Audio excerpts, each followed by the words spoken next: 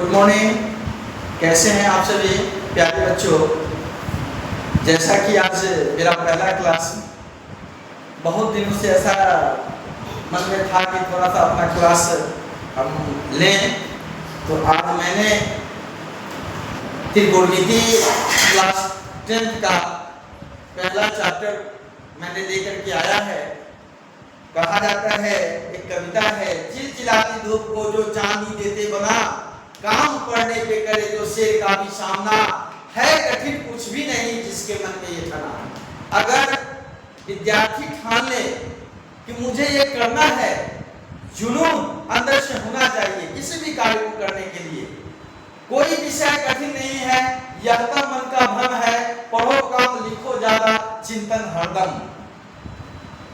पहला क्लास अब शुरू करने जा रहे हैं और I pray to God may you be success. ईश्वर से ये प्रार्थना है कि मेरे प्यारे बच्चों, आप कहीं भी रहें, स्वस्थ रहें, मस्त रहें और जीवन में ऊंची आकांक्षाओं को पाने का प्रयत्न हमेशा करें और ईश्वर का आशीर्वाद हमेशा आपके साथ रहे। चलिए तो शुरू करते हैं त्रिकोणमिति। अब हम लोग देखते हैं ट्रिगोनोमेट्री। इसका इंग्लिश होता है TRIGONOMETRY।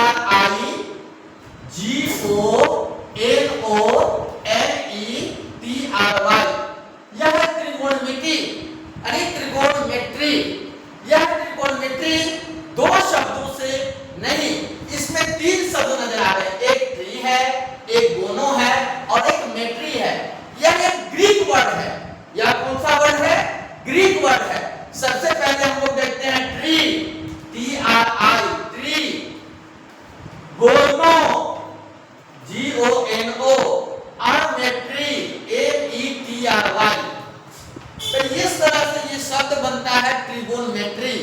ट्री का मतलब ट्री, यह ग्रीक वर्ड है। यह कहां है? क्या है? एक ग्रीक वर्ड है।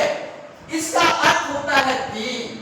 गोनो का मतलब होता है साइड यानी भुजा और मेट्री का अर्थ होता है मापना। मेट्री का अर्थ क्या होता है? मापना, यानी तीन भुजाओं को मापना। त्रिकोणमिति में तीन भुजाओं की चर्चा होती है। कितनी भुजाओं की चर्चा होती है? तीन भुजाओं की चर्चा होती है। इस प्रकार से अगर कोई पूछता है या समझने के लिए कि त्रिकोणमिति है क्या, तो त्रिकोणमिति त्रिभुज के भुजाओं और कोणों के बीच जो संबंध दिखाता है, त्रिभुज के भुजाओं और कोणों के बीच जो संबंध दिखाता है, उसको हम लोग त्रिकोणमिति कहते हैं। त्रिकोणमिति क्या है? यहां देख लीजिए, त्रिकोणमिति क्या है? त्रिकोणमिति यहां लिखे, त्रिकोणमिति है क्या? तो त्रिभुज की भुजाओं, क्या बोलेंगे? क्या बोलेंगे? त्रिभुज की भुजाओं। क्या बोलेंगे? त्रिभुज की भुजाओं। क्या बोलेंगे? त्रिभुज की भुजाओं और कोणों के बीच। क्या बोलेंगे?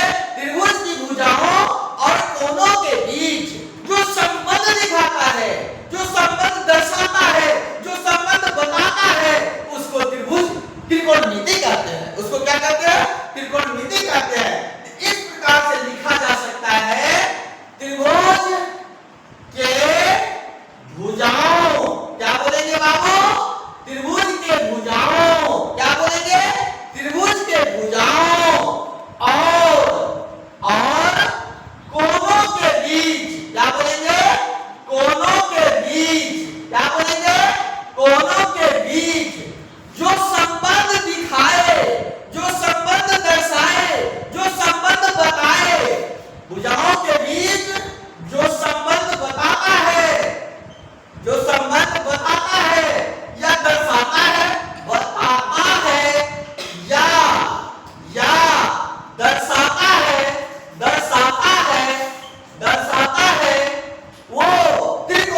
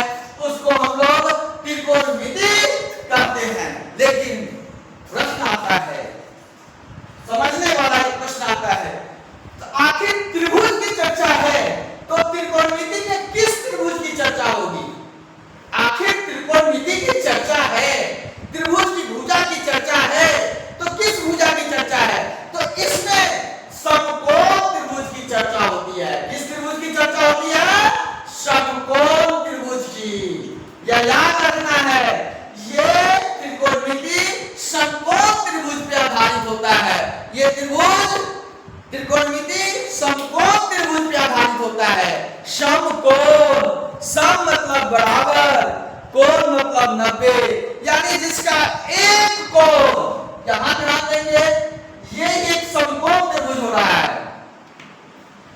यह जो त्रिभुज बना समकोण त्रिभुज बना, और इसका संकेत समकोण का यही होता है। अगर इसका नामकरण ए बी सी रखते हैं तो ये कोण 90 डिग्री है।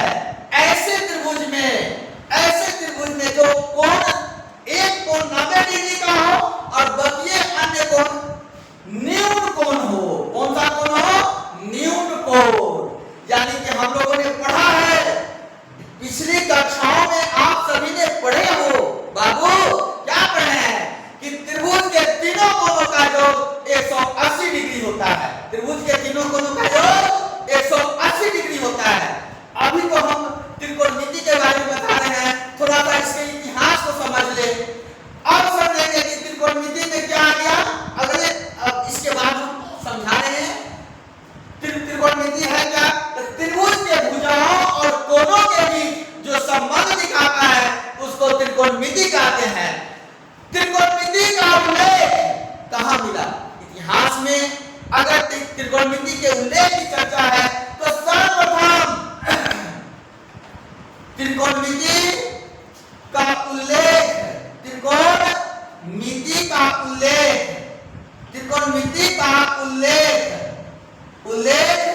मिस्र और बेबीलोन, मिस्र एवं बेबीलोन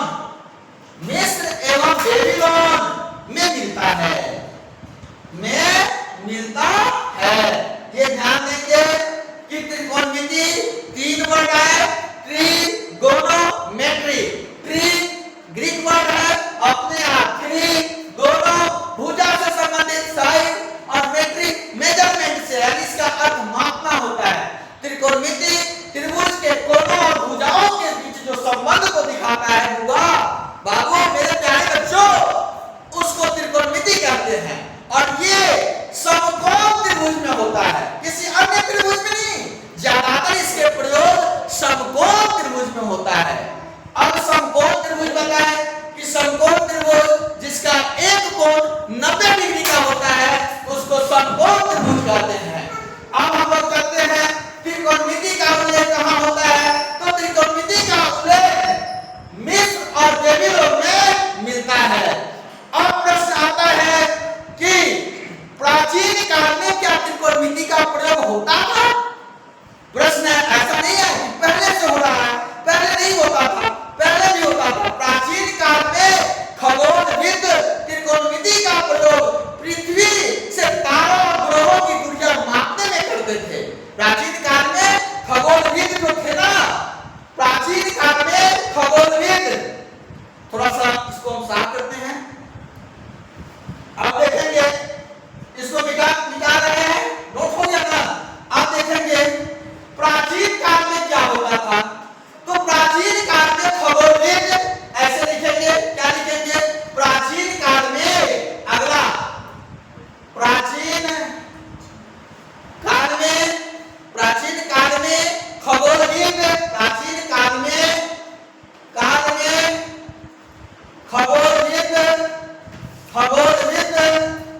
खगोलविद प्राचीन काल में जो खगोल शास्त्री थे वो पृथ्वी से तारों और ग्रहों की दुनिया मापने में करते थे। पृथ्वी से तारों, क्या बोले? प्राचीन काल में खगोलविद त्रिकोणमिति का प्रयोग पृथ्वी से तारों और ग्रहों की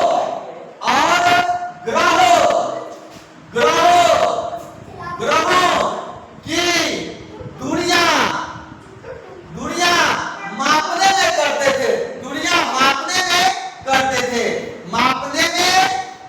थे। दूरियां मापने में करते थे, ये अगला आ गया। प्राचीन काल में क्या होता था? प्राचीन काल में खगोलविद पृथ्वी से तारों और ग्रहों की दूरियां मापने में इसका प्रयोग करते थे। प्रश्न आता है कि त्रिकोणमिति के पिता है कौन? Who was the father of trigonometry? त्रिकोणमिति के पिता कौन है? तो त्रिकोणमिति के पिता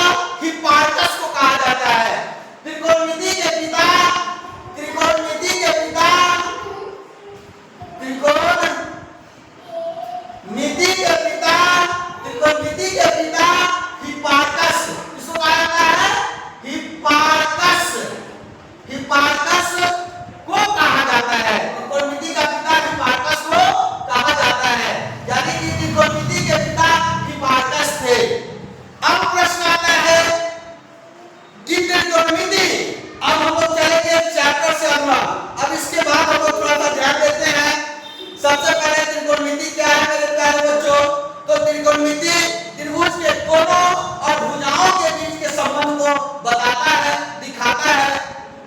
त्रिभुज में अब आता है किस त्रिभुज की बात है, तो ये समकोण त्रिभुज की बात है। किस त्रिभुज की बात है, ये समकोण त्रिभुज की बात है। अब है कि समकोण त्रिभुज में भुजाओं संबंधी अनुपात को त्रिकोणमितीय अनुपात कहा जाता है। समकोण त्रिभुज में भुजाओं संबंधी अनुपात को त्रिकोणमितीय कहा जाता है। जैसे कि एक मिनट आप थोड़ा सा ध्यान देते रहेंगे। त्रिकोणमिति जैसे समकोण त्रिभुज की हमने चर्चा किया है, और इसी त्रिभुज में है कि समकोण त्रिभुज में क्या होता है, सो देखेंगे। ये एक समकोण त्रिभुज है, ये एक समकोण त्रिभुज है। इसका नामकरण कुछ भी दे सकते हैं, ए बी सी। देखो समकोण जो होता है ये समकोण है। समकोण के सामने, समकोण के सम्मुख जो भुजा है, इस भुजा को हम लोग कर्ण कहते हैं। कर्ण क्या होता है, समकोण के सामने की भुजा कर्ण होता है। समकोण के सामने की भुजा क्या होता है, कर्ण होता है। समकोण के सामने की भुजा क्या होता है, कर्ण होता है। और थीटा, जो थीटा है, अब बच गया कर्ण को पता चल गया, इसको हम लोग कर्ण कहते हैं, क्योंकि समकोण के सामने की भुजा होती है और कर्ण कभी केंद्र नहीं होता है। कैसा भी फिगर बनाओ, इस टाइप से भी अगर फिगर ले रहे हो बुआ जी, अगर ये आपका समकोण है तो इसके सामने की भुजा ये कर्ण हो गया। और थीटा, थीटा के अपोजिट जो सम्मुख होगा, जैसे इस थीटा के सामने वाला कोण ये लंब हो जाता है, ये याद रखेंगे। थीटा के सामने लंब होता है, थीटा के सम्मुख लंब होता है, और जो बचा ये आधार होता है। इस तरह से समकोण त्रिभुज के तीन भाग होते हैं। समकोण त्रिभुज के तीन भाग होते हैं, और समकोण त्रिभुज पर आधारित जो हम लोग बनाते हैं, इसमें पाइथागोरस महोदय का बहुत बड़ा योगदान है मेरे प्यारे बच्चों। उन्होंने एक पाइथागोरस ट्रिक दिया था, पाइथागोरस महोदय, उनका नाम था पाइथागोरस। क्या नाम था, पाइथागोरस। इन्होंने जो दिया था ट्रिक, ट्रिक का मतलब तीन होता है। इन्होंने ही बताया था कि समकोण त्रिभुज का तीन भाग होता है। एक भाग कर्ण होता है, सबसे बड़ा भाग कर्ण होता है, जो समकोण के सामने होता है। कर्ण कहाँ होता है, समकोण के सामने होता है। और थीटा जहां दृष्टांत हो, अगर थीटा यहाँ है तो थीटा के सामने लंब ये होगा। अगर थीटा यहाँ रहेगा तो इसके सामने लंब ये हो जाएगा और ये आधार हो जाएगा। जैसे मान लो इस फिगर में, जैसे यहाँ पर फिगर दिया हुआ है मेरे प्यारे बच्चों, गौर से देखना है, ये समझना है। जैसे एबीसी है, अगर यहाँ थीटा है तो थीटा से जो सटा हुआ है सामने ये लंब हो जाएगा। अगर यहाँ थीटा है तो ये लंब हो जाएगा, और ये क्या हो जाएगा, ये आपका आधार हो जाएगा, और ये आपका कर्ण हो जाएगा। यानी कि समकोण क्या होता है, कर्ण क्या होता है, तो समकोण के सामने की भुजा कर्ण होती है। और जहां कोण दृष्टांत हो, जहां कोण बने, कोण से जो सटता है वह आपका आधार हो जाता है। और कोण के सम्मुख जो भुजा होती है वह लंब होता है। समझ में आया? तो त्रिकोणमिति में, समकोण त्रिभुज में तीन भाग हो गए, लंब, कर्ण और आधार। नेक्स्ट, पाइथागोरस महोदय का ट्रिक काम करता है। क्या काम करता है ट्रिक? ये आपका काम करता है, आगे फॉर्मूला दो भुजा दिया रहेगा, तीसरी भुजा निकालना रहेगा। उसके लिए उन्होंने बताया कर्ण स्क्वायर बराबर लंब स्क्वायर प्लस आधार का स्क्वायर होता है। आधार स्क्वायर, लंब को अंग्रेजी में बी कहते हैं, परपेंडिकुलर। आधार को बेस कहते हैं, इस बेस का बी हो गया। और कर्ण को हाइपोटेनस, यानी इसको एक से सूचित करते हैं। यानी कि कर्ण स्क्वायर बराबर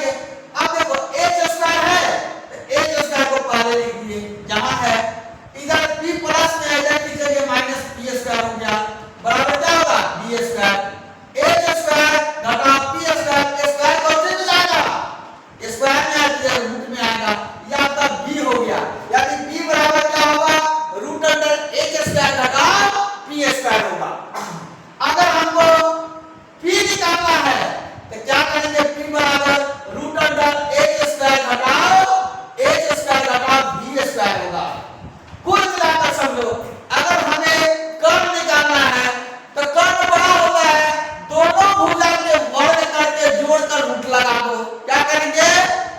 पी पूरा होता है HPB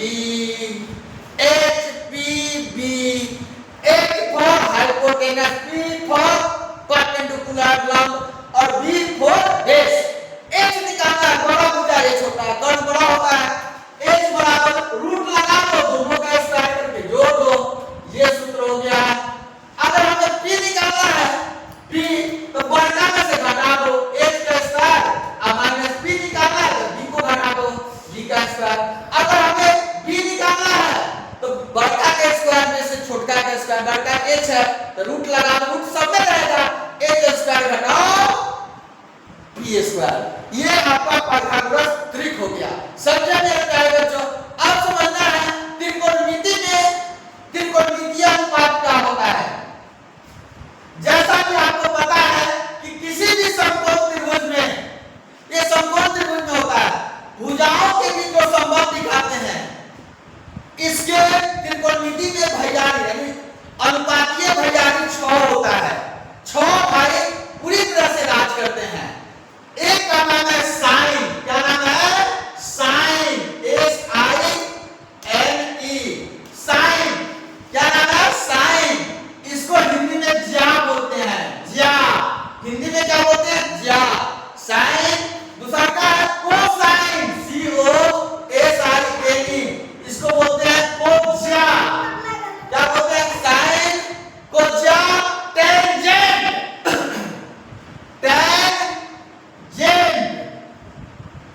इसको बोलते हैं स्पर्शज्या। क्या बोलते हैं? स्पर्शज्या। क्या बोलते हैं? स्पर्शज्या। क्या बोलते हैं? स्पर्शज्या। Sine, cosine, tangent. क्या बोलते हैं? टेंजेंट। तब बोलते हैं कोटेंजेंट, कोटेंजेंट। इसको बोलते हैं, क्या बोलते हैं हिंदी में? कोटि स्पर्शज्या। क्या बोलते हैं? कोटि स्पर्शज्या। एग्जाम में पूरा नाम भी आता है, जैसे हम लोग पढ़ते हैं ना, साइन, कोसाइन, कोस का cosine, sine, cosine, sine, cosine. क्या बोलेंगे? बोलो, sine, cosine, tangent, cotangent, secant, cosecant, cosecant, cosecant. ये आप साइन, कॉट, टैन, कॉट, से का होता है सेकेंड, SECANT, सेकेंड। क्या बोलेंगे? सेकेंड। इसको आप सेकेंड बोलते हैं, इसको हिंदी में कहते हैं छेदक, छेदक इसको हिंदी में बोलते हैं। और दूसरा का है कोसेकेंड,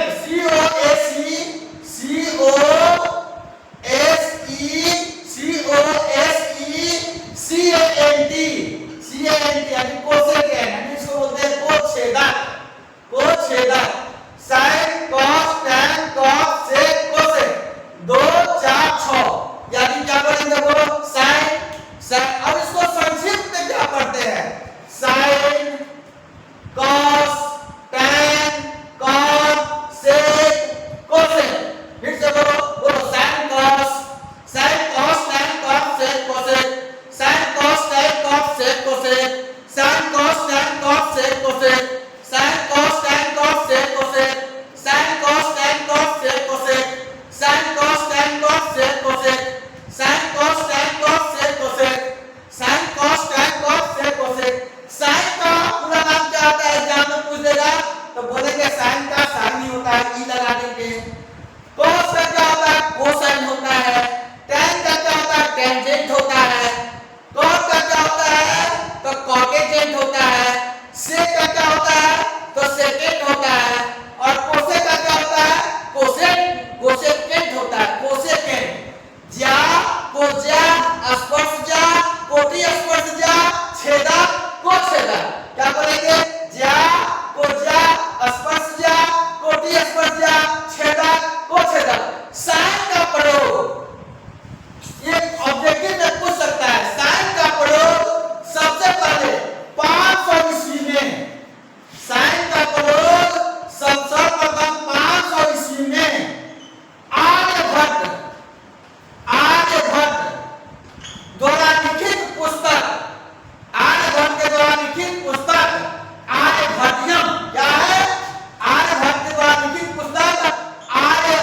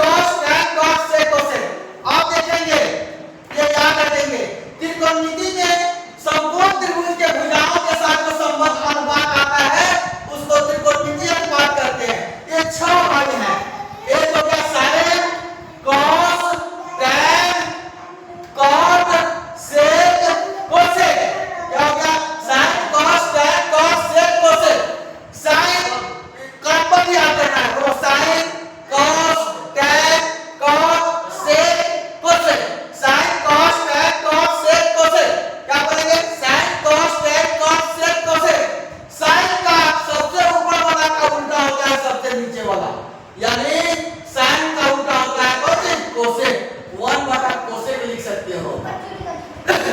कॉस का उल्टा होता है सेक, इसको लिख सकते हो 1 बटा सेक थीटा। टैन का उल्टा होता है कॉट 1 बटा कॉट थीटा। टैन अब देखो कॉट का टैन हो जाएगा 1 बटा tan theta, tan theta. Sec theta का होगा 1 बटा कॉस थीटा और कोसेक थीटा का होगा 1 बटा साइन थीटा। यानी साइन का उल्टा सबसे नीचे वाला, साइन का कोसेक, कॉस का सेक, टैन का कॉट। अब सब क्या याद रखेंगे? देखो साइन थीटा 3 बार याद रखना है, 3 ही, sine cos tan, sine cos tan. क्या बोले? Sine cos tan, sine cos tan. Cot sec cosec, cot यहां लिखो, सेक और कोसेक। साइन का उल्टा कोसेक, कॉस का उल्टा सेक और टैन का उल्टा कॉट हो गया। यानी साइन इनटू कोसेक बराबर 1, cos into sec बराबर 1, tan into cot बराबर 1, ये होता है। अब ये 6 निष्पत्तियां हैं, त्रिकोणमिति के 6 निष्पत्तियां हैं। निष्पत्तियां को या इसको अनुपात बोलेंगे, निष्पत्तियां या अनुपात, त्रिकोणमिति अनुपात। कौन कौन हो गया? sin cos tan cot sec cosec। अब ध्यान रखना है, हम लोगों ने पढ़ा था, आप लोग पढ़े होंगे क्या? पंडित बद्री प्रसाद बटा बेटा हरे हरे बोल, पंडित बद्री प्रसाद बेटा हरे हरे बोल। अने ऐसे लिख दो, पंडित बद्री प्रसाद बेटा बटा हरे हरे बोल, हरे हरे बोल। यानी कि इसको क्या लिखोगे? 1 2 3। तो पहले क्रम से तीनों का खंड करो, p बटा h यानी साइन हो गया, ये cos हो गया और ये tan हो गया। sin थीटा p बटा h, sin थीटा p बटा h, p का मतलब लंब और h का मतलब कर्ण। cos थीटा b बटा h यानी b से बेस, आधार बटा h से हाइपोटेनस कर्ण। और tan थीटा p बटा b होता है, p बटा b होता है। तो sin थीटा क्या लिखोगे? sin थीटा बराबर लंब बटा कर्ण, क्या लिखेंगे? लंब बटा कर्ण यानी p बटा h। cos थीटा क्या लिखोगे? b बटा h, पहला अक्षर b आ रहा तो b बटा h, b से क्या होगा? आधार, आधार बटा कर्ण, इसको b बटा h करो बाबू। और tan थीटा क्या लिखोगे? tan थीटा लिखोगे लंब बटा आधार यानी p बटा b, यानी लंब p होता है, आप b से आधार बेस, लंब बटा आधार यानी p बटा b। sin थीटा लंब बटा कर्ण, cos थीटा आधार बटा कर्ण, tan थीटा लंब बटा आधार। यानी क्रम से याद करना है, sin cos tan cot sec cosec, sin cos tan cot sec cosec। sin theta क्या होगा? लंब बटा कर्ण, cos थीटा क्या होगा? आधार बटा कर्ण, tan थीटा क्या होगा? लंब बटा आधार। अगर ऐसे याद नहीं होता है बाबू तो ठीक से याद करना, लाल बटा कक्का, लाल बटा कक्का, के लाल बटा कक्का, एक से लंब बटा कर्ण, आधार बटा कर्ण और लंब बटा आधार। तो साइन का उल्टा क्या होता है? सबसे ऊपर वाला का उल्टा सबसे नीचे वाला। कोसेक है तो कर्ण बटा लंब हो जाएगा, लंब बटा कर्ण है तो कर्ण ऊपर चला गया, लंब नीचे चला गया। cos का उल्टा क्या होता है? सेक होता है, आधार बटा कर्ण है तो कर्ण बटा आधार हो जाएंगे। sin थीटा क्या होता है? लंब बटा कर्ण, तो कोसेक का क्या हो जाएगा? कर्ण बटा लंब हो जाएगा। यानी 3 ही याद करना है और 3 का नियम होता है, sin थीटा लंब बटा कर्ण, cos थीटा आधार बटा कर्ण, tan थीटा लंब बटा आधार। फिर से बोलो, sin थीटा लंब बटा कर्ण, sin थीटा